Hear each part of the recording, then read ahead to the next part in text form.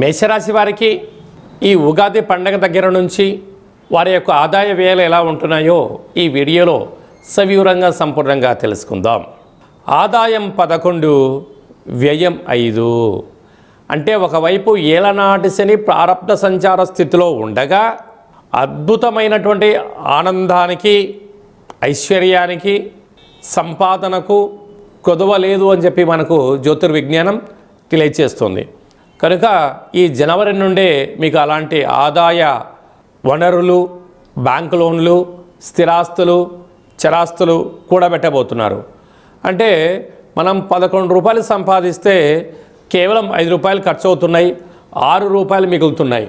కనుక స్థిరాస్తులు, చరాస్తులు, వాహనాలు, బంగారాభరణాలు, క్రయ విక్రయాలు యోగదాయకంగా ఉండే పరిస్థితి ఉంటుంది. అలాగనే ఎదిగే కొద్దీ ఒదిగి ఉండాలని చెప్పి జ్యోతిర్విజ్ఞానం తెలియచేస్తుంది. రాజ్యపూజ్యం 2, అవమానం 4. కనుక దయచేసి అప్పులు ఇవ్వద్దు, అప్పులు కూడా తెచ్చుకోవద్దు. దీనివల్ల అప్పులు ఇచ్చి శత్రువులను మూట కట్టుకునే పరిస్థితి చాలా అధికంగా ఉంటుంది. కనుక ఈ ఆంగ్ల సంవత్సరం నుండి మరియు ఉగాది పండుగ నుంచి మీ జీవితంలో ఎనలేనటువంటి మంచి మార్పులు రాబోతున్నాయి.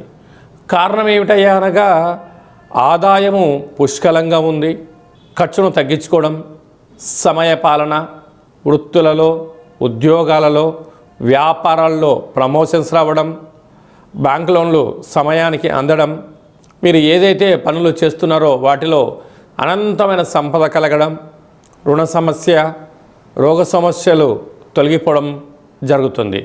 కనుక మీరు ఎన్నో సంవత్సరాలుగా ఎదురు చూస్తూ ఉన్నారు.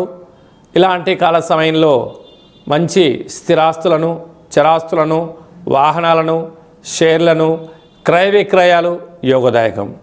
సాఫ్ట్వేర్ రంగంలో ఉండబడిన వారు, హార్డ్వేర్ రంగంలో ఉండబడిన వారు, వ్యవసాయ సోదరీమణులు, గృహ భవన నిర్మాణ కార్యక్రమం చేసేటువంటి వారు, డాక్టర్లు, ఆహార ఉత్పత్తులు, సంపూర్ణమైనటువంటి మెకానికల్ రంగంలో ఉండబడిన వారు, అదే కాకుండా రాజకీయ క్షేత్రంలో ఉండబడిన వారందరికీ కూడా ఈ యొక్క ఆంగ్ల సంవత్సరము చాలా బంగారు భవిష్యత్తు రోజులు ఉన్నాయని చెప్పి గమనించగలగాలి.